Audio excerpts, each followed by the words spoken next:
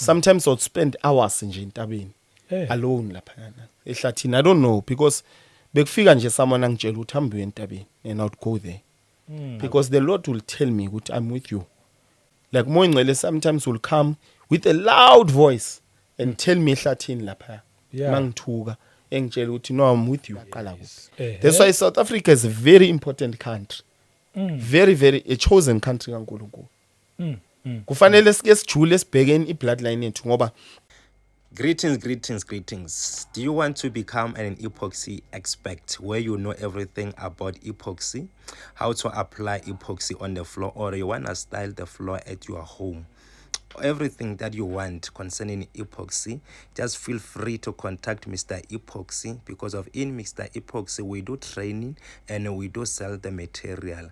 Our training is 3,850. It takes 2 days, theory and practical, and upon completion you get your certificate where you can apply everywhere you want. And we also have a stucco paint. Stucco paint is the epoxy that we apply on the wall. So even that one, we do have training. So for training is 1,500. It only takes 1 day. It is also a theory and practical. And even on that one, you also get the certificate.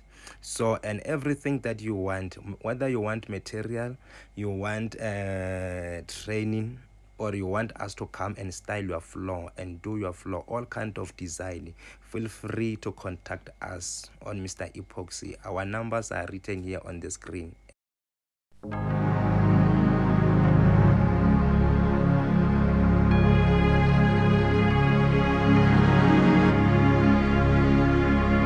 Welcome once again kwiKota2 Media. Igama lami ngumduduzi ngwakaShabangu. Sibingelele ipresence kaMoya oNgcwele, sibonge ubukhona bakhe, siphinde sibingelele futhi abangcwele kwizindawo zonke la kufinyelela nje khona le message yeKota2 Media. Mhlawumbe uyaqala ukuhlana nale channel ngizothi ungasashintshi ungayindawo la ekhaya sikhuluma ke indaba ezimnandi ezithinta nje umuntu kanye noNkulunkulu, akukho kunye. Ngiyathemba futhi ngiyakholwa ukuthi njengoba ngithi ungashintshi nje sothi siqeda la na kanjani yobusizakela impela. Ngiphinde ngibonge nje bazalwane ngokuthi na subscribe ukukhulisa lo msebenzi. Siyabonga ngokulike nama comments amahle, siyabonga nje ngesupport yonke na kuma channel members, siyanibonga kakhulu. Kuningi enikwenzayo masingabala nje impela ngagcina kushona ilanga sikubala konke, but engiye ngisho nje ukuthi lokho kwenzayo Inkosi yona iyabona ngelinye lamalanga izokureward ngalokho. So nje siyabonga kakhulu, siyabonga mangithi nabasherayo ikhona ke indlela eright yokushare, kube khona nendlela embi. Khona abanye abasebenzisa indlela embi kodwa bayazazi kulungile asidlule. As usually ke ngihlala ngekho ngedwa, ngihlala nje nginomzalwane okhona namhlanje nginencegu la. Since ngakuseva ngokuthi uNazareth of God. Yes. And bengithi ngizokubuza before sishoot ukuthi kahle ubani, because since nje ngabamba lokho nje Nazareth of God, hayi but ke namsa ngothola nje ka wonke umuntu ukuthi ubani ake sikwamukele. Ngiyabonga kakhulu ukufika la ekhaya egameni lika Jesu. Ukhulumayo uNjabulo kaMathebula.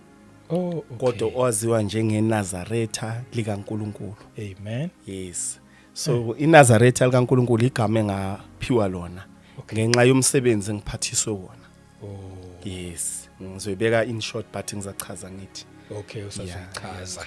Yeah. All right. Kahle uNjabulo. Uthe Mathebula yebo. All right. I know sakwamukela, siyabonga ukufika kwakho. Amen. Uza neindaba lapha very deep. Zothi nje ukunyakaze sabazalwane impela. Usuke wangithi kungithi but ke kulungile ithi nje singasamboshi naye nesikhathi. Asivele nje sisuke sihlale endabeni. Ke siqale emuva ke before ube uNazareth of God uNjabulo. Ake simthola uNjabulo lapha emuva le size naye step by step. Ave bobuhle lobufakazi lo. Amen. Okay, mina ngonjabulo kaMathebula njengoba ngishilo. Ngizalwa endaweni ekuthiwa Orange Farm. Extension 2. Yes. So it is south ngale inzansi. So ngakhula njenga wonke umntwana. yeah umfana o right ohluphayo njani but ngaqala ngaba nezinto ezingehlelayo engazange ngikwazi ukuba necontrol over zona. Okay. For example ngathi ngilokho ngikhula bekufuka amadoda amabili afika ngithathe. So lamadoda lawo bangithatha ngisentabeni enkulu kakhulu. About how many years that time? I don't remember because the last time I said this I said around 5 but mangibuze ekhaya but around 7 to 9 lapho. Okay. So lento lamadoda lawo bebefika bengithathe bangise kwenye indawo. Yes. And then kulo ndawo leyo ngizofika ngizwe nje into eziningi ezikhulunywa lapho with kulo ndawo leyo. So this event happened for years and years. Into engayenza ngale ko 7 years. Hayibo. Iyenzeka every month, once or twice a month it would happen. For example, ngihleli nefamily kwi dining room. Yes. Ekhaya is a 3-bedroom house.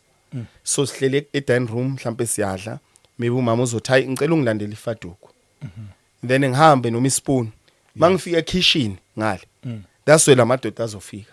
So within a split second, lamadoda would come and ngizozibona sengihambile.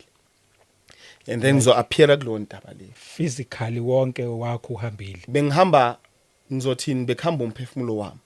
Okay. Because I would see my body, I would see everything. I would see the house, I would see my body, but bengakhona ukuba necontrol over leso simo leso. Okay. So kodwa into eyenzeka benginotice ukuthi into engiyenza la kwelikamoya bengiyenza ngale physical. And I would hear their voices ekhaya. But ngizobezwe ngathi ukuwabona mawuyiphakathi kwepipe umuntu ekhuluma ngale ulalele ngale. I would hear something enjengale. I would hear ukuthi ngathi ngidistant but mabakhuluma nami ngoba physical I would be screaming. Hayi ngiyascreama ngale physical leyo nto iyenzeka. So ngizoscreama mangiscreama ngicela ukuthi umama ngisize engilekelele ngoba khona into enzakalayo. Bengibuze kwenzakalani bona mabeza physically. Ngibukeke ngathi ngumntwana ohamba lahlekelwe umqondo. Okay. Yayizisisa ngoba nanga umntwana kukhona kodwa ukhuluma ngokuthi uSomewhere kwindawo angayazi. Ukhuluma ngokuthi khona izinto ezimthathayo ezimlandile. Yes. So lento ingaffecte kakhulu for years and years to the point ukuthi I would sleep no mama. Okay. Ngilala in between mama no baba because bengisaba kakhulu. So lento I think is stopping na around 14 if I'm not mistaken. So I would sleep no mama kanjalo na 14 years. Yeah, so ngoba ngenxa yokuthi ngangisaba kakhulu. Yes. Bese ngisaba kwesinye isikhathi lezinto lamadoda amabili azofika ngisekamereni. Ngoba ngangishare i-bedroom nomfowethu enombhedo wakhe nginowami. Ngoba ekhaya sikhule nje kuyikhaya nje le right le affordayo nje le right. So benginento zami naninto zakhe. But lamadoda anokufika angithathe so bese ngisaba. Yes, yeah, understand. So omunye angabuza ukuthi amadoda anjani nawo afika kuthatha. Ngithi ngisaya lapho futhi Yes. nokuthi futhi akusakuphi ufika uboneni. Yes. Angisentabeni. Kanjani eqala? Kanjani? Okay, lamadoda lawo made kakhulu. Because I was very young, I don't know ukuthi ngalinganisa ngento engakani, height engakanani. But what happened ukuthi bekwabantu bengithi mangibabheka, ngibona umunye unekhande elinjenge igili kanjani.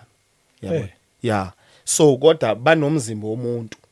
Kodwa la ifubeni uyabona ukuthi bayilwanyana. Inyawo vele uyabona ukuthi ezawo lama lenyoni lezi ama igili kanjalo. Okay. Yabona. So bekwabantu engathi bawisilwanyana. Yeah. So ngangizwa nje bebengakhuluma okuningi.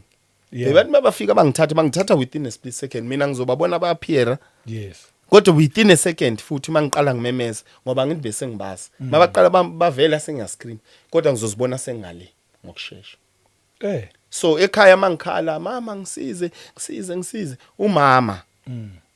Uyakhona strange enough I could see uyakhona ukuthi angizwe physical ukuthi ngiyakhala ngiyenzani but she can't do anything. Yabo. Ngiyakuzwa. She can't do anything. Yes. So lento yenzekile mabangithatha bangise entabeni and that place if you move for example maybe ngifuna ukusuka la ngiya eBar, let's say eBar is 50 kilometers away. Yes. Within a split second The time when usacabanga ukuya lapho ukhona ukaphiera lapho njengoba sekuthathileke yes mangifika Okay. kulo ndawo leyo yes should le ndawo leyana intaba ende yes mase ngikhula ngiya understand ngokwe-science ukuthi time and space doesn't exist lapha oh time and space doesn't exist kuleyo ndawo leyo okay time exists la emhlabeni la kule physical reality Yes. that's why sikhula siguga senza la ndawo la kugugwa ngenzo lutho hey so within that on that mountain you can see everything you can see everything I'm not saying yiyo leyo ntaba engizoyisho but it's similar mase ngifunde eBhayibhelini to the same mountain uJesu wathathwa uSathane wamisa khona la ntaba uJesu lithi iBhayibheli wayekhona ukubona wonke ama kingdoms. Yes. You remember the time Jesus was fasting 40 days Yes. and 40 nights. iBhayibheli lithi wathathwa wayiswa kwintaba enkulu. It's not la emhlabeni lontaba le. Because la emhlabeni siyazi ukuthi ayikho intaba ekwazi ukukanibula ubone zonke izinto. umhlaba wonke Umhlaba wonke yes uphelele. So uJesu wakhona ukubona imibuso yonke ngenxa yokuthi ukuleya ntaba leya. So that same mountain I could see into enjalo. Like for example, trees would be far, but trees will be here at the same time. That's how I described the place. Everything yalaphana was beyond the explanation. Yeah, that's the least I can explain ukuthi lezo zinto lezo bekwenzakala into ezi strange kule ndawo leya. Because you could see ingilozi la, you could see lawo madoda la, you could see them far again. You can see them coming, but you can see them appearing la. yes So yonke into iba sengazathi ilana kodwa ngathi kude. Ngathi kude kodwa ngathi la. so ama creatures alapho kuleyo ntaba leyo you only saw lamadoda amabili Bengibona lawo madoda amabili. Phela. No houses, no anything. But from that point, bengikwazi ukuzwa everything eyayikhulunywa ngalesa sikhathi lesiya. ekhulunywa ngabo ba Ngami izinto emele ngizenze. oh okay Yabo. Yeah, so bekukhulunywa nje into eziningi. Engeke ngaqala ukuzi understand mase ngiqala ngena kwinkolo yobuKristu. oh Mase ngiqala ngisindiswa. That's why I realized ukuthi man these things bengiyembulelwa ngitshelwa kuzoba kanje kuzoba kanje emhlabeni into eziningi engizokhuluma ngazo some of them. oh okay Yes. So ke ukukhula kwami kanjalo ke. Okay njenga wonke umntwana ke okubhedayo I think the time ngi-engage entweni zomhlaba that's where these things they stopped. Yeah, because zastopa kodwa ngaqala ukwamukela uJesu 19 ngina 19 zikubuyisa kanjani enkosini. ziyakhona ukuthi zikuthathe ihambe nawe then ubuya kanjani ubuye back The same way zingithathe ngakhona. Oh. Like ngizozibona sengifika lapha endlini ngilapha endlini ngikhala ngimemeza ngenzani but the time zona zisuka nami sizozibona sezi appear khona la within a split second sezihambile futhi. then usuyabatshela ekhaya bekwenzakala 1 2 3 Yeah, so ekhaya they got worried because bebangasindiswanga. I remember they even took me to isibhedlela esikhulu so that they check my mind ukuthi mhlambe khona into wrong ngomntanethu. oh Because from that point what I saw how I was thinking how I was looking isn't bengasase normal. Maybe mangena la ekhaya if nabantu mhlambe bedloze nicuphile la ekhaya yeah ngizawubona ilwane nje yabona zala ekhaya ephilayo. Sometimes I'll see something enjengenja kodwa inje yakhona yabona ukuthi isabo hybrid ngathi isilwanyana. So I would see izinto ezinjalo yabo but ngibona into efuna ukungi-attack so ngimangala ukuthi abantu they can't see lento le. But mina ngiyayibona and lento iyabona ukuthi ngiyayibona. So these things happened kanjalo. yes That's why ekhaya bebangisa esibhedlela. oh So esibhedlela sabuya ukuthi lo muntu normal. But that thing kept on going on. yeah So they could not explain lento le ukuthi yini. Until I got saved ngigula sengixakekile empilweni bezame konke bangenzela umsebenzi bengicelele ekhaya ngoba ke ubaba ongizalayo uzalwa kaMthethwa. oh Yeah, kodwa ukhulisa abantu bakaMathebula okay ngoba uanti wakhe washada uMathebula. oh So bebangathola abantwana bathatha yakhumbula kudala bekunjani. Uthatha abantwana bama siblings wakho bakhulise. Yes. So ngenxa ye apartheid kwathiwa no sibongo fanani. Andikwazi ukuhlala la uDlamini lo bani lo kumele kube isibongo esisodwa. Babhalisa kanjalo ke koMathebula. oh okay Yeah, kodwa thina so uMathebula bamaSwati not bamaTsonga. yeah omasina leMpumalanga Okay. so ke bebethi kunombango wabantu abadala Oh. abakamathebula nabakamthethwa begazi nalabo abakamathebula bayangibanga bebasho kanjalo so as a result bebathi mina ngiyagula guliswa ilezo zinto lezo kwaya ngafika kwinkonzo ekhonza uJesu bangikhulekela and ngaphila ngesikhathi ngiphila yinto yangi-interest ukuthi wenze kanjani lo mfundisi ukuthi angelaphi ngahlala naye phansi ngathi mfundisi wenze kanjani mfundisi wangifundisa ukuthi you must read the word, you must study, you must pray, you must do lezo zinto lezo. Yes. Ngaqala ke from ijourney ke from 2008. Ngaba nenkinga 2009. No, ngisindiswe 2007. Oh. 2008 ngaba nenkinga. 1 year kwinkolo. Uyangibona la? Uyabona la? Esiphongweni. Yeah, kune mark la ekhona. If ubheka kahle. Uyabona? It's a small mark nje engathi ngingalimala kancane. Okay. Yes, kune mark nje. Yeah, noma kungasho ngithi kuyabonakala Nani nje kubonakala something. Eh. So le mark le Eh. ngilele one day. So mangivuka ngathi neshashaza nje encanyana. So le shashaza within 5 days selikhulile selingangumune. Eh. So mangilokho ngizama ukulisusa libuya kakhulu. So gcine selibuya to the point ukuthi isiphongo sami sivuvuke. Sigcwala ubomvu kakhulu. Mawuthinta you could tell ukuthi la kugcwele ubomvu. Yes. Bugcine sebuza umzimba obuso bonke. So angazi lo bomvu bungikhame kanjani. So ebusuku I could not breathe and ekhaya bafone le ambulance. Thathwa ambulance ngayisa esibhedlela. Afike esibhedlela of course uyazi ekhaya mabakhonza idlozi wena usindisi. Bazokutshela ukuthi yabona ke lenkolo yakho. Oh. Idlozi lilwa nawe manje. Yes, So kwaba nje into efana naleyo kodwa ke ngabuya ngahamba kahle enkosini 2009 21 February besikumlindelo sithandaza. Yes. I got baptized ngomoya ngcwele kanjalo. So ngenkathi ngibaptizwa ngangena ku trance uyazi ngithi trance. Yes ngangena ku trance. Again that was the first time after many years. But for someone ongayazi trance Yeah. sesenzela yena. Okay. Yeah, trance is whereby you become unconscious. Yes. Yeah, your body nje uba njengomuntu ofeyintile. Kodwa ngokamoya ngizothi ngokamoya kusuka kuba nama events ayenzakalayo. Yes. Depending inkolweni wena ohlele kuyo. Yabo ngoba ke nabo abantu believers aba practice into zabo. Nababa nama trance nezangoma kanjalo. Yes. So ngaba ne trance. Yes. Yabo. So surprisingly I found myself on the same mountain. Oh. After many years of a gap ngasaboni anything. So I started to think would maybe lent it has to do noNkulunkulu. But ngoba uyazi This inkolo. trance yenzeka after ibaptism ama-tongues. Yes, shuthi kumlindelo loyo. Yes. Ngiqala ngizwa nje umzimba wami ngathi uba nambu. Okay. So angisakhona ukucontrola ngathi ngibadizi ngishayisa abantu ngiyalala phansi. Oh. Ngikathi ngilala phansi kulapho ke sekwenzeka ama events lawo. Oh. Mina ngizophapha after isikhathi abantu balokho bangivusa ngilokho nje ngikhuluma ngama-tongues. Oh. Ngikhuluma ngama-tongues. So I saw myself in that mountain briefly.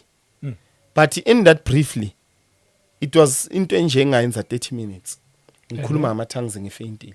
So they started to feel ukuthi maybe idemon into enzakalayo. Ngoba phela lo muntu kwenzakala kanjani ukuthi yena ekhuluma ngama-tongues ulele phansi uyarolla simtholi kwenzakala. So that's where I understood ukuthi oh maybe these are the angels or something enjalo. Okay. Ngoba naku ngifikile ngamukela uJesu ngilandela yena. And I started to go after the baptism. I started to go to the mountain every single day. Uyothandaza. I would go, yes, I would go pray late. Angithi ngifunda every time late ngihamba ngiyabuya. Oh, 2010 after indaba zezikole 2010 yes. ngase ngiya entabeni every day ebusuku nasekuseni. Ekseni mangivuka ngentabeni. Okay. Ebusuku late ngaboma 7 ngentabeni ngibuya ngaboma 10 11. Okay. Sengiba umntwana engathi manje uya disappear ekhaya kakhulu. Sometimes I would spend hours nje entabeni alone lapha yana. Ehlathini I don't know because bekufika nje someone angitshela ukuthi hambe entabeni and I would go there. We don't advise people would buy because umuntu uzoyavelele inkinga lapha. And wena ukuthi ngoba bekufika someone Yes, akutshela bekufika someone. At that time I didn't know. I would hear a voice, sometimes I would see someone angitshele nje ukuthi hamba entabeni. Maybe ngizobona nje umuntu baba nje okhulile angitshele hamba entabeni. okay Hamba entabeni uthandaze. Sometimes lo baba vele ephupheni angifundise ngeBhayibheli kanjalo kanjalo. But a lot of things would happen nje. So mina I thought lezo zinto zinormal zenzeka kuMkristu wonke. Izinto evelayo ukukhanya maybe ngisentabeni kuvela ukukhanya bengithi zenzeka konke umuntu. Because 2011 ngenkathi siba ne dispute nje ekhaya ukuhamba kwami ekhaya ngahamba ngaqala kumngani ngathi hayi mfowethu ngisengixoshiwe ekhaya but ngicela ukushiya into zami ngiyahamba. So I took a small bag and went to entabeni ngase Eastgate. Khona intaba lapha ngase Linksfield. okay Isababa ekuthiwa in Linksfield. So ngaya ngalapho kulo ntaba leyo. ekhaya baqoshele indaba zokukhuleka mhlawumbe Ngicela ungangeni kodwa into enjengaleyo. Yeah, okay. Ngangena ngithi angifuni ukubeka umndeni kabi. Yes. Yeah, their family. So ngahamba ke kanjalo ngafika entabeni, fika ngahlala isikhathi eside. So ngahlala first time ngahlala 3 days. I went back 2 days just in case kumngani ngidle ngibuyisa amandla. Then I went back to the mountain. So I did leyo nto leyo for isikhathi eside kakhulu. Ama months into engayenza u7 months. Yo. Ngenza the same thing. Ngihamba ngiyonyamalala so abantu bacabanga ukuthi no maybe ngi mentally disturbed because akekho umuntu ongaphila ehlathini ayi1 isikhathi eside every day. Yabo. So every 7 days bengibuya 2 days ekhaya. Sometimes ngizothola ukudla entabeni ma fruits like yabo. Yes. Yeah, maybe ngisentabeni mangiphaphama kunama fruits lapha yabo. So that's why ngithi mina bengithi is normal lezo zinto lezo because ama fruit nje abekiwa awazi nawe aqhamuka kuphi. yeah, but most of the time le fruit leli elela beliba khona yabo ipentshi silinjani amapentshi sangathi red and orange kanjalo. Yes.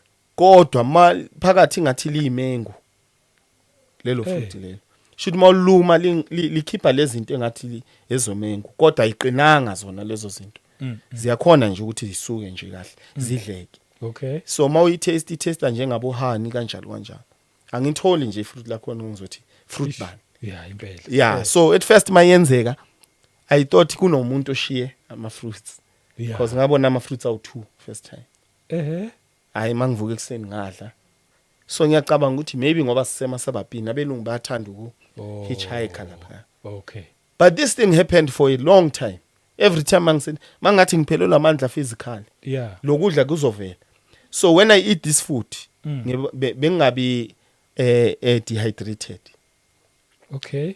Angazi yini bengawonywa kahle. Yes, ngamanye amagama. So bengawonywa bengiba nje kahle until ngize ngibuye ngapha ekhaya. Ubuwathi ukuthi kodwa manje lama fruit angaze ngilibona ifruit elinje.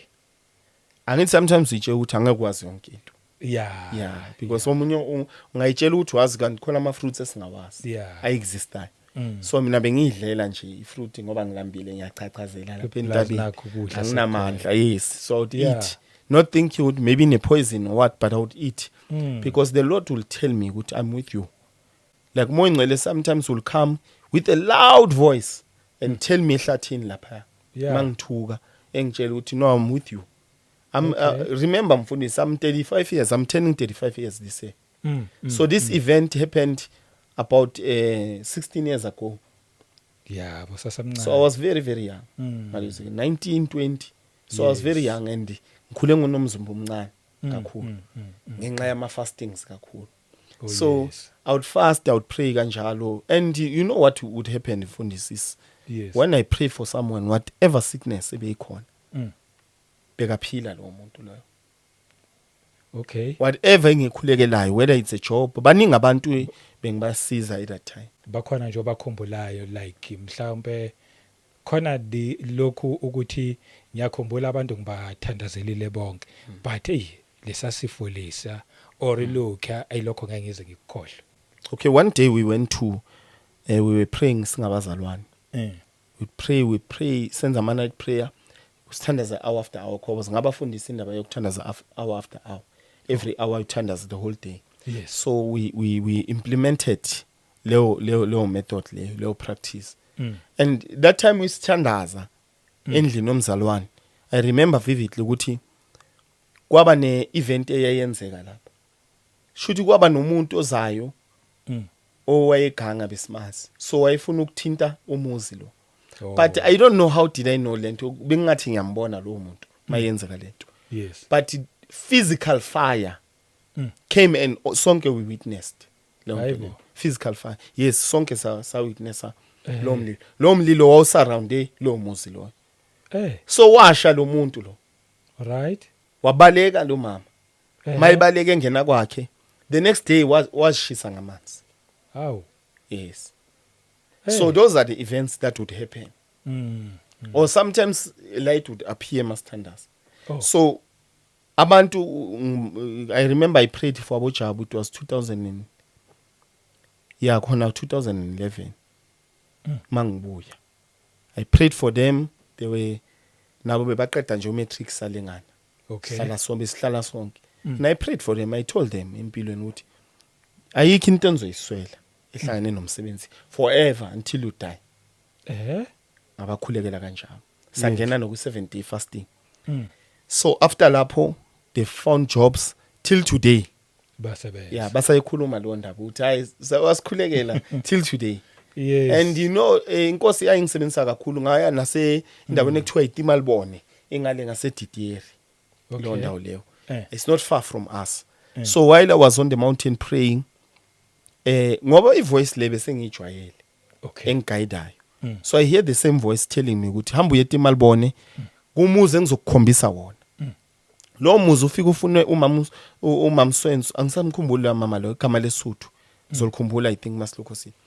So ngifike lo mama uyakhonza wayikhonza ka ubaba Bralhulela angazi if yamazi. Yeah, ubaba Bralhulela wayikhonza khona ehlabelela lapha. Okay. So inkosi yangithuma khona ngahamba vele the next day ngoba he told me that entabeni ebusuku ngahamba the next day ekseni ngaya khona mangifika khona eTimalbone ngafika ngaya nje nga navigate because ungibonisile ukuthi ngihambe kanjani ngene kanjani ngiyenzeni. So ngayenza the same thing ngafika kulomuzi lo ngacela lo mama lo. Yes. So ngamthwele egula umzalwane. So they were unable to pray for her because the sickness was too much.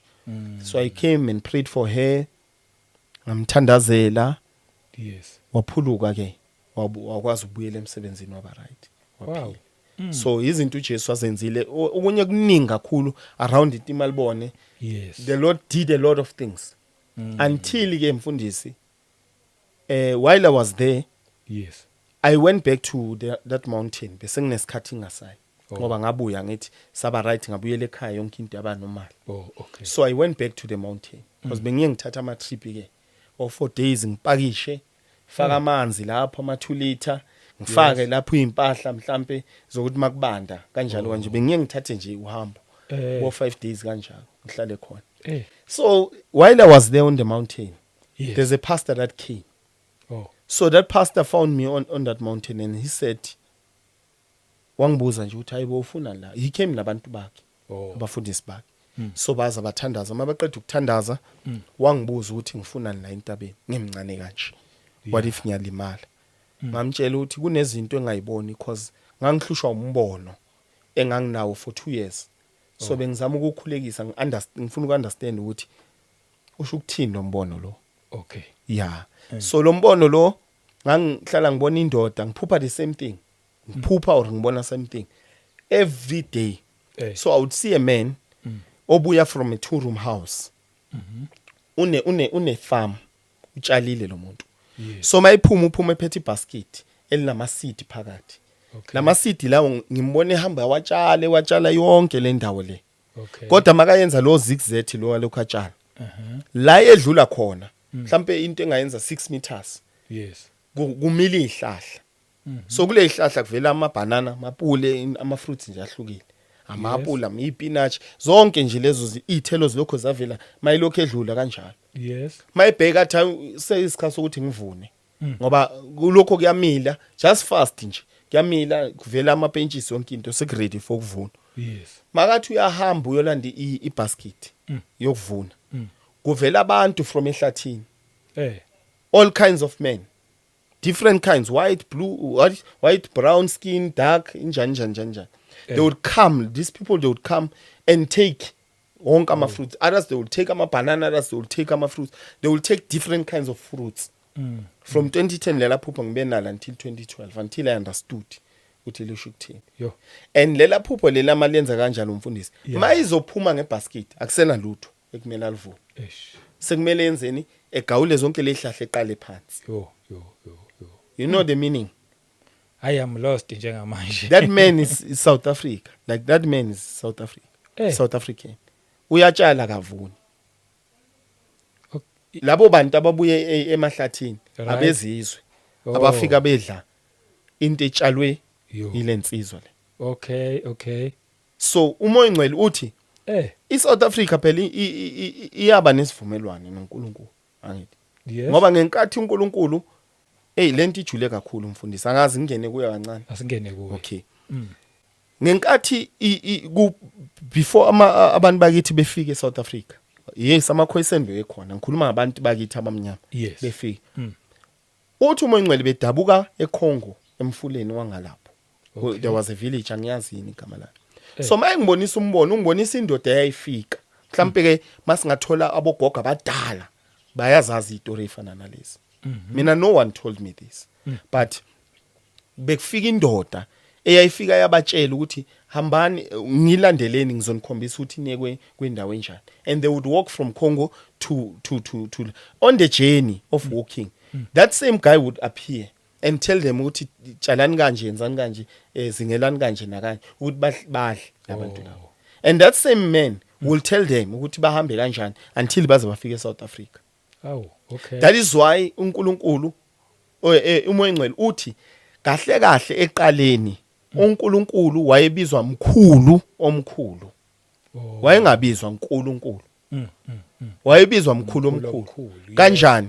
Babafika eintabeni ogogo betshelwa ile ndodo hamba nothandaza. Babafika eintabeni bethandaza for imvula for whatever bebayithandazela. Umsho kwewezwe istory kuthiwa bogagu bethu bebaye eintabeni bayothandaza. Yes. Phela mayebuya abuye nemvula. Yes. Ngenkathi beyothandaza lapha eintabeni. What would happen ukuthi some of them will see an open vision and they would see someone obaba umdala ohlele esihlanweni esikhulu sobukhosi esikhazimula. Yes. And then bathi umkhulu lo. Omkhulu. Oh. That's how they so abelungu mabafika they could not pronounce. That is it, that what I'm saying is they Google. You can Google it. Yes. They could not pronounce omkhulu. Okay. They would say nkulu. Oh. Yawuza uNkulunkulu cishe ba umkhulu omkhulu. Yeah, Cishe sound. Yes. Masebeyibiza mhlambe ngesifana kalo. Yeah, ngesifana kalo. Mhlambe nkhulu uyabona. Yes. That's how uNkulunkulu came about. Okay. So these are the things that inkosi yangitshela ukuthi fanele silungise not ukuthi ngithi sishintshe amagama ngisho ukuthi kodwa wayengibonisa ukuqala kwezwe lethu uthi laqala kuphi. That's why South Africa is a very important country. Very a chosen country kaNkulunkulu. Kufanele sike sijule sibhekeni ibloodline yethu ngoba within that enceke inkosi.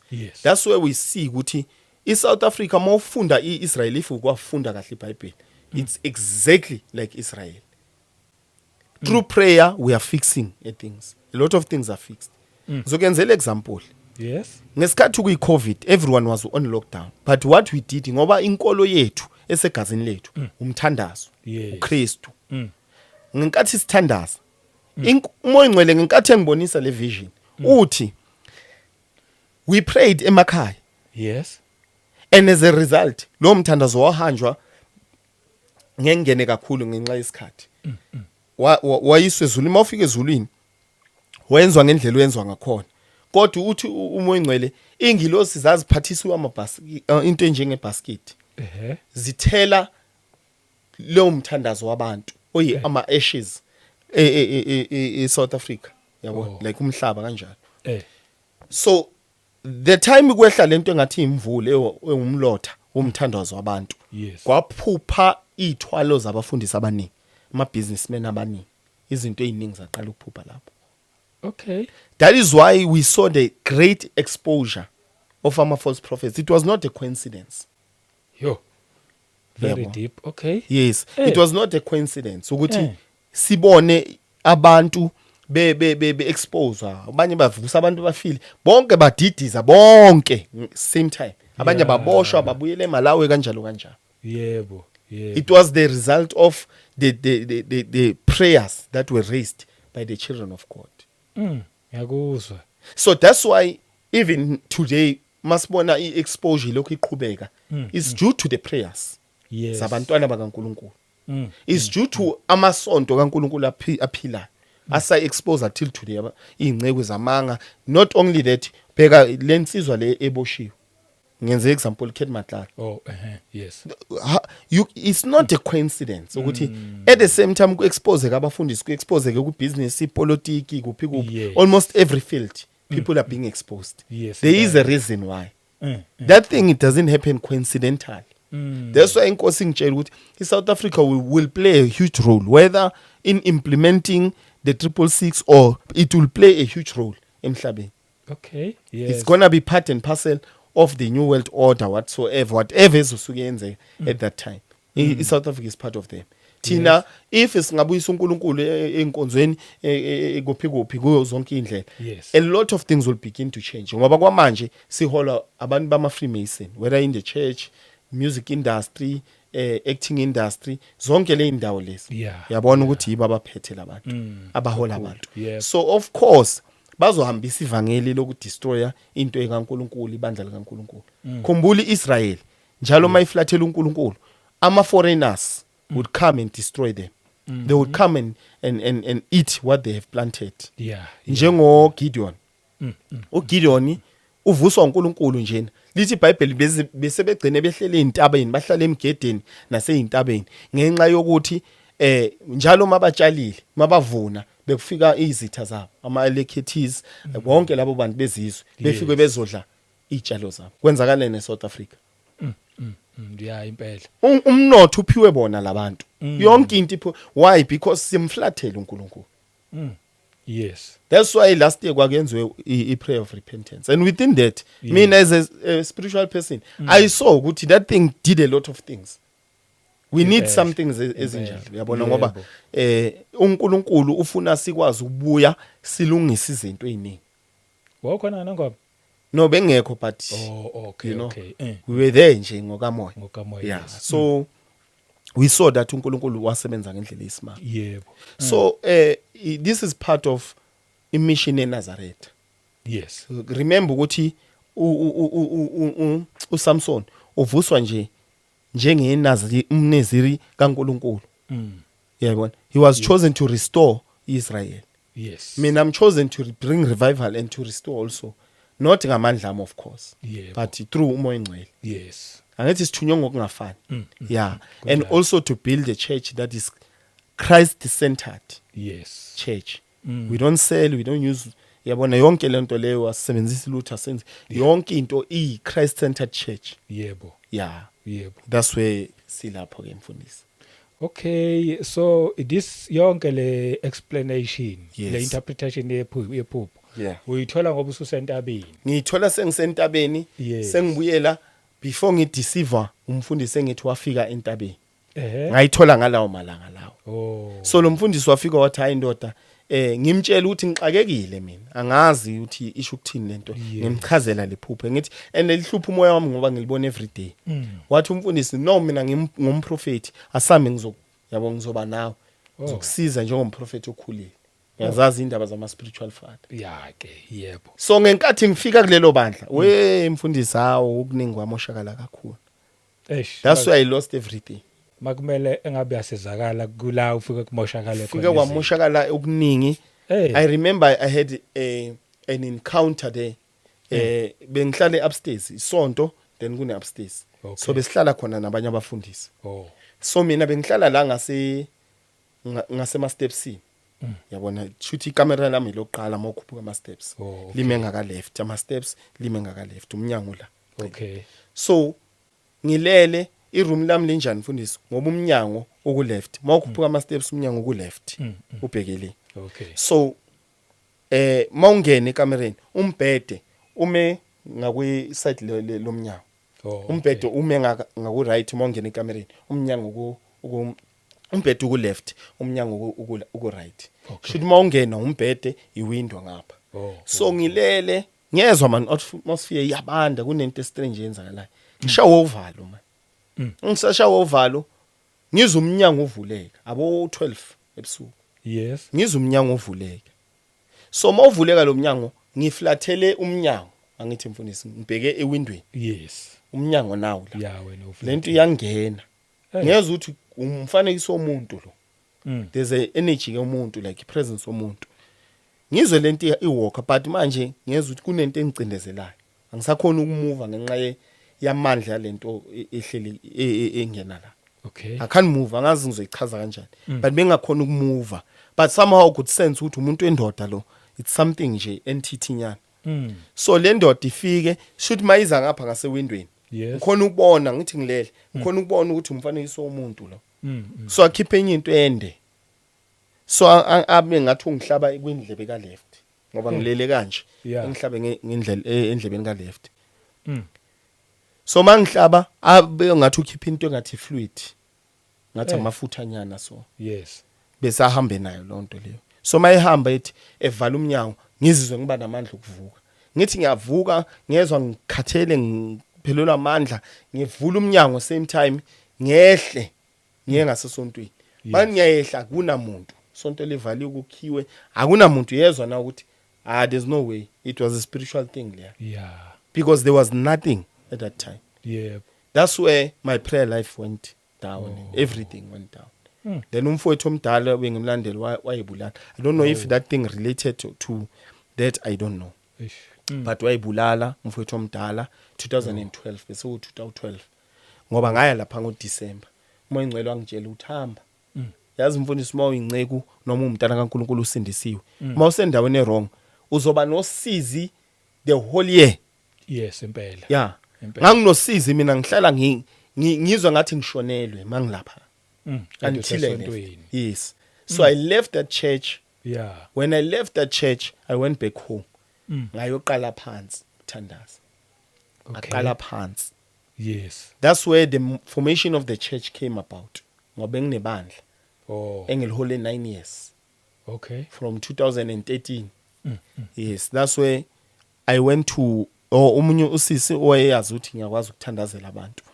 wangicela wathi angicela ngiyothandazela umamkhulu wakhe umamkhulu womngani wakhe okay so ngaya lapho kwa arrangewa ke mfundisi vele uyazi ke kwa arrangewa ngaya lapho ngafika ngamthandazela kanti mangicede ukumthandazela egula engakhona ukwenza lutho mangisengihambile wathi makaye toilet kwaphuma isibungu esikhulu yabo ngangiqala ukubona isibungu esikhulu yabo isibungu nje angisazi sihleli kuphi but saphuma lesibungu leso iyaduma ke indaba mayiduma bathi ngicela ubuye next week Saturday uzosithandazela usitshele ngoJesu haya next week Saturday ngabatshela ngoJesu kwayenzeka maybe for a month bahamba bayofuna indawo bathi no sicela uyenze ngama Sundays okay so that's how the church came about yes yebo yeah sonto leza kanjalo ke so yes manje awusali lead lelo holo nje amilelo sonto njengamanje ngalivala 2023 lavala uwe ngalivala yeah because bese kukuningi kakhulu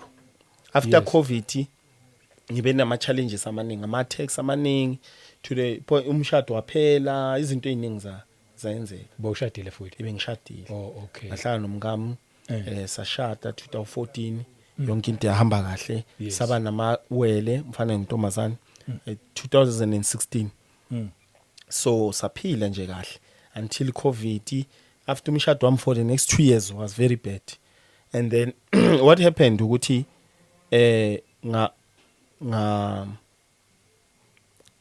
unkosikazi wami semiyashona bese sihlukene kodwa sinonkosikazi okay yeah but besikhuluma nje sizama ukulungisa yes so what happened ukuthi wangena engozini emoto washona so the same year kunomuntu wathatha umntwana askisi wamfaka eplastikini umntwana newborn like a stranger ne esontweni walahlela umntwana emva kwesonto okay yeah so umphakathi wathi no umfundisi yabo uthwele Oh kwase kubukeka ngazathi we. yes kwabukeka ngathi yimi engithwele into zami za expose ungathola kanjani uthola abantwana abahleli emaplastikini emva kwesonto ehlathini yo ya babona kanjani abantu kudlala ibhola besiphambi kweground kudlala ibhola lwela emva kwesonto so lo muntu uthatha ibhola isonto lingenile uthi uthatha ibhola nangumntwana lapha eplastikini usedliwa amagundwane yo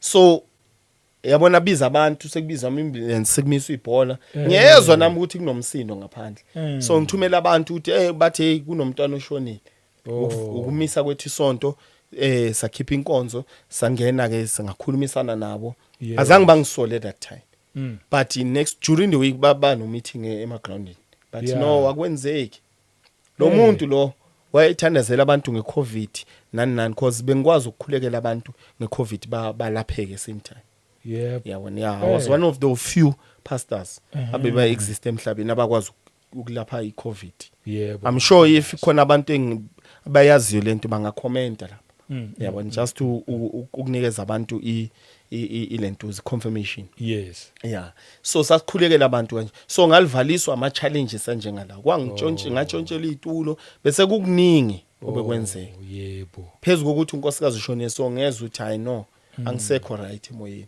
ngalivala kanjani so until 2000 and last year 2024 yes 2024 kunomunye bishop wangiprofeta I was 23 wathi uNkulunkulu uyoqala ukusebenzisa kakhulu angazi kanjani but mawuna 33 years so 2000 last year bengenza 33 years ngo September nge21 that's why I had another visitation yengilozi kaNkulunkulu remember bese zingasezi ingilozi after leya event yalo mfundisi so I had the first visitation that angel told me ukuthi uNkulunkulu ufuna ngibuyele kwiministry isikhathi sesifikile I have to pray for 8 months ngithandaze 8 months and then I went on to that chain but ukuqala ngala ngathi hayi mina ngeke ngifuna ukubuyela kuma ministry ngifuna ukukhonza nje but angifuna ukubuyela mina so into enzeka uNkulunkulu wavala ke ama finance ngalamba enye into eyisimanga for 3 months kakhulu mfundisi until last January that's where ngilokho ngithandaza mase kufika njoba sengivela kuma podcast ngoJune bese ngiyenza 8 months ngoba ngithi September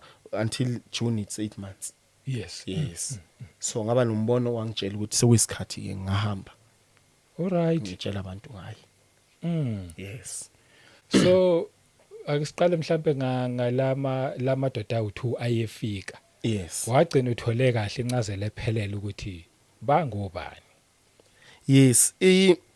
those are the angels kaNkulunkulu yabona ngoba masifunde eBhayibhelini kuncwadi kaEzekiel siyawathola lamadoda lawo lawa mabili bowafika siyawathola lapha ngoba uEzekiel uyachaza ku chapter 1 ukuthi hayi kwafika amadoda bekehleli lapha ngasemfuleni waseKhipha kwiexile babalekile njoba bebehleli ehlathini kwavela umbono ngenkathi befika lapha lengilosi zafika wayibona ukuthi abantu abanjani bebamba ubuso belion ubomuntu obani kanjalo yes that's where we saw ukuthi all these people kahle into enjengaleyo so uEzekiel wangenza ukuthi ngirealize ukuthi these are the angels because we need the weight we need the weight any vision oba nayo iBhayibheli lithi hlola umoya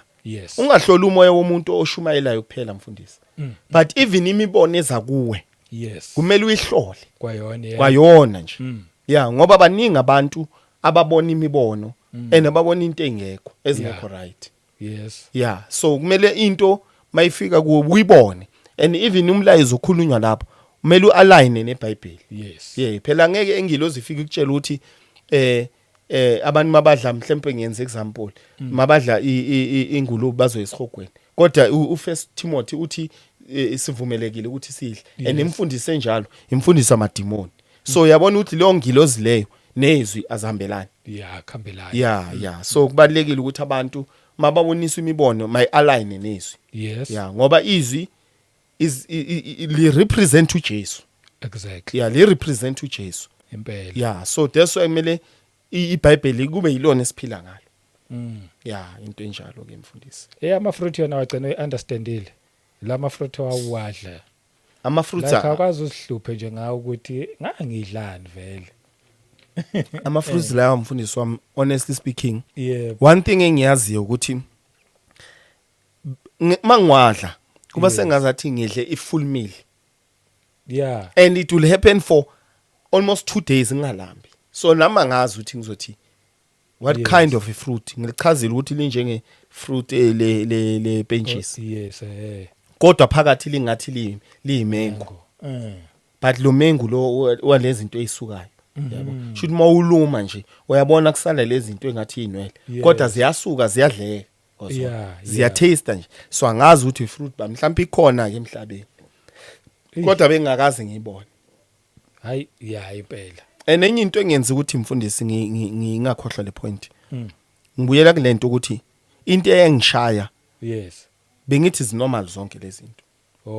Bengithi mina zenzeka wonke umuntu kahle kahle okholelwa kuJesu. Yes. Yeah, bengithi zenzeka wonke umuntu lento ukuthi mawusendaweni imvula inethi yabona zonke lezo zinto lezo appear into appearayo. Yabona sometimes ubona inkanyezi, sometimes you see someone coming akubeka izandla phalaza ukhipha izinto nje zasemndenini ezasekhaya.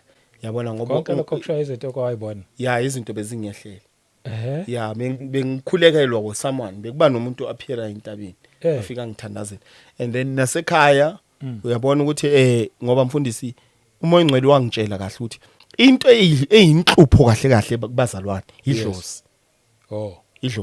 Idlozi into yokuqala mawuthatha uJesu into yokuqala emele ulwe nayo. Okay. Idlozi. Yebo. Ngoba idlozi li operator within igazi lakho. Shuthi mfundisi for example uma kuthathwa iskipa asithi iskipa sakho lesi ngenxa ukuthi sinensila yakho leskipa si representa wena. So umthakathi mayasithathile ayosisebenza athi uyaqalekisa ukuthi uhlupheke ephethe iskipa sakho vele uzoqalekiseka. Why? Because of insila yakho that is there. So idlozi mabazothatha ubaba wakho okuzalayo. Yeah. Balanda bamlanda from ethuneni balanda ithuna lakhe bese bafika balisebenze lapha. Angakuvelela. That's why sithi idlozi asilona idemon kodwa it's a metaphysical body of someone that will be manipulated by higher forces. They will manipulate that image to come and appear within your dreams. Yeah, understand into le. So that's why idlozi li dangerous kakhulu ngoba lisebenza ku bloodline. So mawungakwazi ukuthi wena uqhaqe uyekela ama altar ulise nje directly idlozi. Yebo. Abantu abaningi bazophuluka ezintweni eziningi.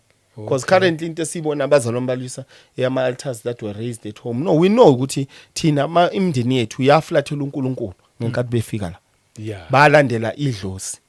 So idlozi siyazi ukuthi into engabuye kuNkulunkulu. So into ekumele kahle kahle sidile na idlozi. Hayi lezi kahle. Wase sadila nedlozi automatically uthi sasidile nama altar. Udile nama altar. Ngoba ialtar liyini ngaphandle kwedlozi. You understand? So into ethi raise ialtar idlozi. So impande kahle silande impande. Ngoba ungalwisa ialtar but umoya wedlozi awudinga altar to cooperate. That's what people must understand. Umoya womndeni lo kwayenzwa ama covenants anzima. Kwathiwa ukhumbula ukuthi masizalwa sabikwe emadlozini iningi lethu. So imagine ukuthi masowukhula lihleli ngoba wena wa dedicate lo lapho. Ukuthi uyayidestroy ialtar doesn't matter. Ukuthi kinabasahlabi doesn't matter. Idlozi lizolokho li operate. That's why mina ngibatshela nceke ngithi asiyenze nama teachings ukuthi sifundise ingceke ezinye ukuthi zingathi umuntu ngoba bekayisangoma. Makeza kuJesu automatically lo muntu usanasi isiphiwo sikaNkulunkulu. Idlozi umoya nje usukuhlela egazini lalo muntu loyo. Ngenkathi edeliver lo muntu kulapho kusamele sothandaza. Sicela uNkulunkulu uthembule ukuthi lo muntu naso yini isiphiwo sikaNkulunkulu. Yes. Ukuthi bengiyisangoma doesn't mean mangiza kuKristu. ngumprofit hayi is wrong kakhulu. That's why ubheke iProphetic imoshe kanjani umzimba kaKristu. Oh yes. Angeke uthwale phela idlozi lingekho. Labantu basuka babanjwe umoya wedlozi. Enkonzweni kuthiwa umoya wokuprofita. Ish. Yabo. Yo, yebo. Yeah, so fanele sifundise abantu. Zonke lezi zinto mina ngafundiswa inkosi. Yabona, umoya ongcwele uye ungifundisayo noma sometimes ingilosi zikaNkuluNkulu yize zingifundisayo. Yes. Ukuthi fanele ngiyenze kanjani, ngifunde kuphi, ngiunderstand kuphi. So idlozi that's why linzima ngoba lisebenza ngokwegazi, alisebenzi li relativity. Yeah. So that's why uthola ukuthi omunye uyakwazi ukuthi ethwale ngedlozi. Esangomeni kuyethuneni kababakhe ufike kusetshenzwe. Wena mawuzohlaba, wena ongayanga, lese wena ubhuti wami. Uyesangomeni uthwala ngedlozi lala ekhaya. Mina mangiyenza umsebenzi ngoba into ezenzeka ubaba uzolokho evela kumaphupho wethu sonke. Athi hey yenzana umsebenzi. Masenza umsebenzi kuphakama manje ledlozi engilihlanise nesilwane. Yeah. Shuthi mangithwala ngedlozi kuyo operate isilwane sami la ekhaya. Desawuthola ukuthi lo muntu onjani uye kuphela uphumelelayo abanye bayahlupheka. So that's why masiza kuKristu ngoba uKristu uthi uma udla isidlo senkosi. Yes. Igazi lami negazi lakho liba li. Yeah. Umzimba wami nomzimba wakho liba uba yi1. So kusho ukuthini isidlo senkosi kumele sidliwe endlini kaNkuluNkulu. Why? Because si eliminate legazi leli. Elihlanisa nedlozi. Utho ukuthi umuntu wakini makakubiza le ethi hey ungakhohlwa ngiphahlela umfundisi ngiphahlela uDlamini and wena umzalwane uthatha uJesu. Kodwa mabakubiza lekini sebephahlela wonke umuntu bekufaka njengomzukulu wala ekhaya. Liya affect idlozi. Yeah. Where uvuma noma ungavumi liya affect. So the best thing that we can do mfundisi ukuthi umuntu mayamkela uJesu. Yeah. Elwe nalidlozi. Ayeka ama altar lusidlozi. Yile libamba umshado. Yes. Angithi uyazi ukuthi idlozi kuzothiwa idlozi yile ezokukhethela umuntu. Idlozi yile so idlozi libamba into eyiningi ngoba wena wa dedicatewa kulo. Yeah, so into ezinjalo. Ngoba nje le ndaba yedlozi Yes. kahle usukwinile. Usuwine yonke into. Yeah, usuwine yonke into. Uphele. But ipowerful leyo ishoyo eyokuthi kulungile umuntu akayithola ideliverance whether ibungomeni la usuke ephuma khona. Before sengathi ke manje useyinto ethile akubuza uNkulunkulu. Umphile yini isiphe esithile noma njengoba umbizile nje kubela azokwenzani. Yes. Kahle. Yes. Ibaleke kakhulu leyo. That's why why assume. Yes, singasumi. Because abantu banale mentality yokuthi Satan was using the gift of God wrong. Igift kaNkulunkulu negift kaSatan azambelana. Mina mfundisi ngeke ngafika isikhathi ngathi ngixakekile empilweni ngabuyela edlozini. Ngesikhathi ngibuyela edlozini akunasiphiwo bese operate. Edlozini ngumuntu ordinary. Anginasiphiwo anginalutho. Ngoba idlozi alikwazi ukusebenzisa isiphiwo sikaNkulunkulu. I think even nalapho ngoba umoya ngcwele mase ngibuyela wayengitshelile ukuthi wayefuna ngazi nangalokho. Ukuthi mawuyedlozini yonke into ehlangana noNkulunkulu ayisebenzi. Okay. Sekuvuswa into entsha ngale. So mawubuyela kuNkulunkulu isiphiwo sokuprofeta sisegazini lakho. You understand? Ngokwamukela uJesu umoya ngcwele activate that gift. Oh yes. Yeah, akekho umuntu it's a lie makuthiwa hey uyakwazi ukuthi uoperate embusweni kaSatan ngesiphiwo sikaNkulunkulu. It's impossible. That's why Satan was the devil. But today ziphi lezi zinto bekazenza ezulwini. Asisekho angithi yambona seka neimpondo uyibeast. Esabekayo. Akasasele yangilozi enhle. Yes. Akasaselwa umuntu lo wayehlabelela egcwele ubungcwele. Yebo. Because yes, because mawusuka kuNkulunkulu le talent uNkulunkulu akuphelona ngeke lisebenze. Sekuvuka kunye. That's why uSathani mawuthwala ukunikeza la ubabheke labantu abaprofiti nangeqiniso. Bayenzani bafika izinto. You understand? Because ayikho into uSathani kahle lapha. Uyabona? Yeah, into injalo.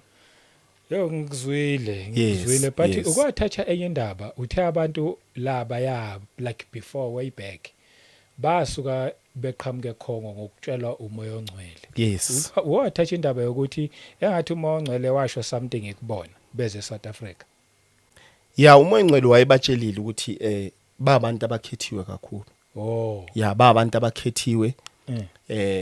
Kulapho umoya ongcwele angiunderstandisa ukuthi iBhayibheli is full of black people. Kanjani? Lithi iBhayibheli uNkulunkulu wadala uAdam ngenhlabathi from enhlabathini. Yes. Enhlabathi njani? That's number 1. Incwadi kaSongs of Solomon, I think chapter 4 verse 1 or chapter 1 verse 4 between them. Yes. Lithi, for I am a black man. Even Solomon acknowledges ukuthi I was black. Yeah, izwisisa lento leyo. Yes. So uJesu mawufunda iRevelation chapter 1 lithi uJesu inyawo zakhe they are like a bronze. They are like bronze. I-bronze ikhale njani? Njenge brown. Yes. And uneyinwele ezinjengo boya bezimvu. Akekho umuntu omhlophe onalo. So we have to come to realization ukuthi iBhayibheli was full of black people. That is why you see black people angikhulumi lento ngifuna ukuba off topic kancane. That's why ubona umuntu omnyama icendezelwe kakhulu. Umuntu omnyama ukhethwa uNkulunkulu. Angisho ukuthi abelungu abakhethwa. Phela abelungu bazalwa yithina. Uyazi nangescience ukuthi a black person can give birth to a white man. But a white man cannot give birth to a black person. Wela ngifunda ngake science anginalo lolo lwazi. Yes. Yes. Masingena ku science kakhulu. It appears lento lokuthi every race comes from black people. Even the original Chinese people were black. Mawungafundi history yakhona. Izinto uMongcwele wayekethi ngiyifunde ngigugule ngiziresearch to understand ukuthi everything was black. That's why mabeza befika ngithi lento fanele siyikhulume enceke enkosi to win even those who are saying iBhayibheli labelungu. Yabona? No, iBhayibheli is not for white. iBhayibheli was full of black men, black people.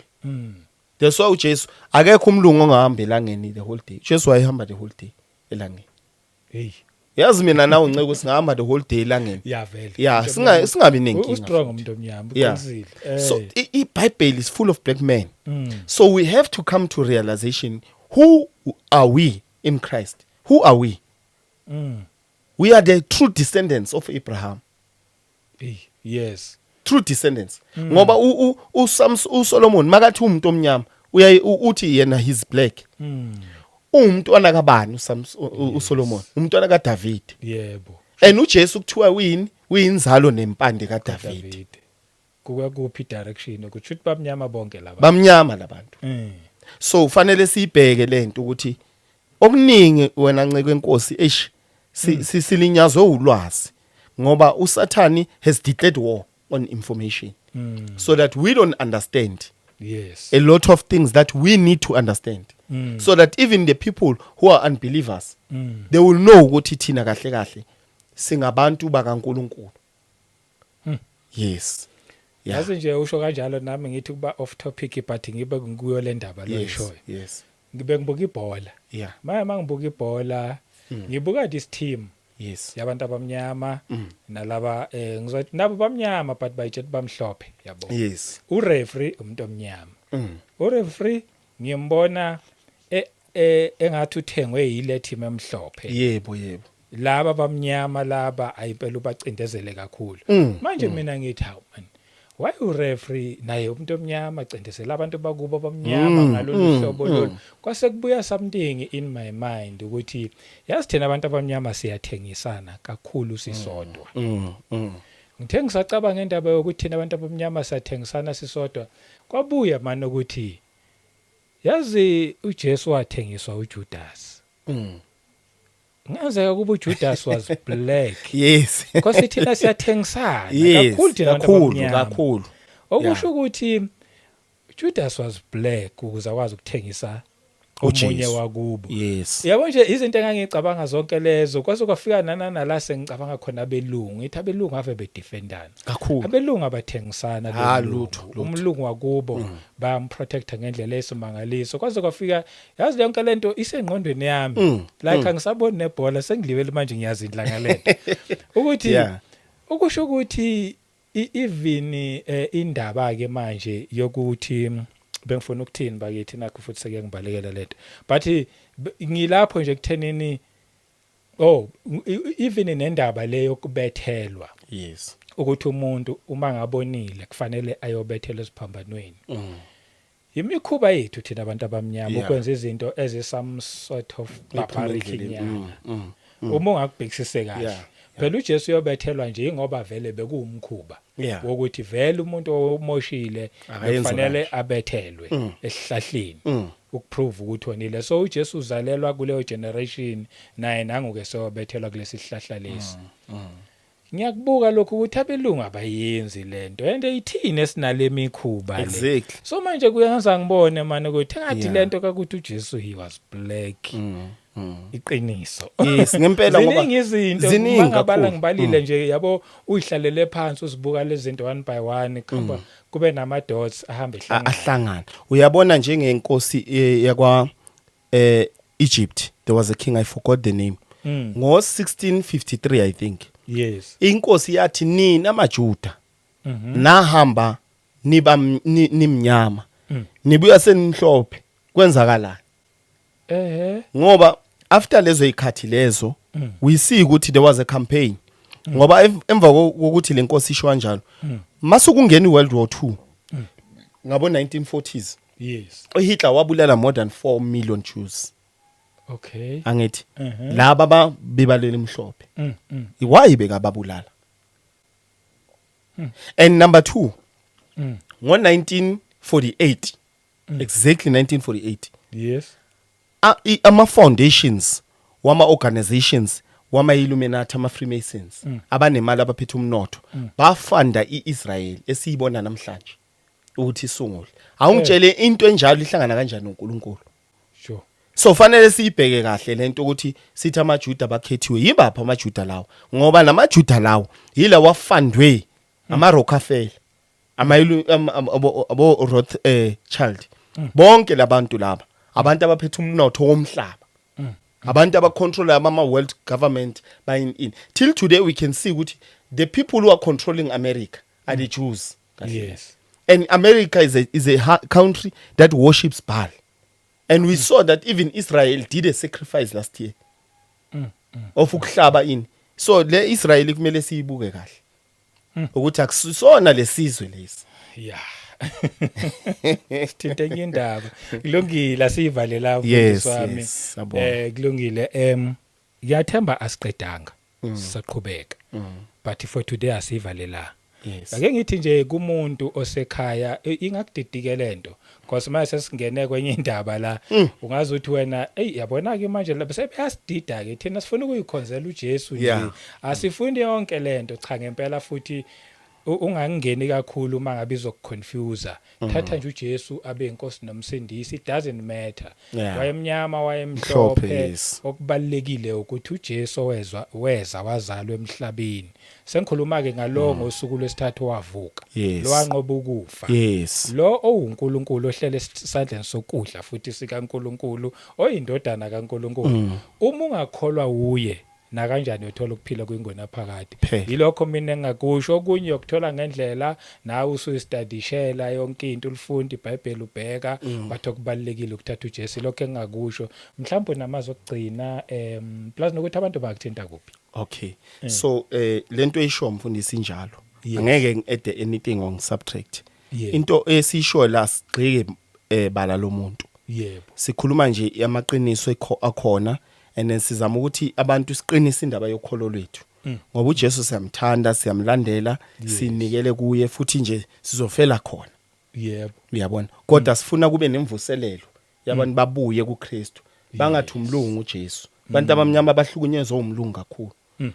Mababuye abantu bakithi silandeleni uJesu ngoba yiyona into existayo within our blood. Yes. So bangangithola ke ku 069 426 4376 for prayers and for lead abantu nje. Amen. Yes, siyabonga kakhulu. Siyabonga kakhulu. Amen. Nazareth of God. Thank you, Sazochaza Mfundisi. kahle ligama uchazana. Yes. Uthe nje kancane kulungile ngomsa wenkosi uJesu Kristu Amen. asiphinde sihlangane futhi kwivideo elandelayo. Amen. Amen.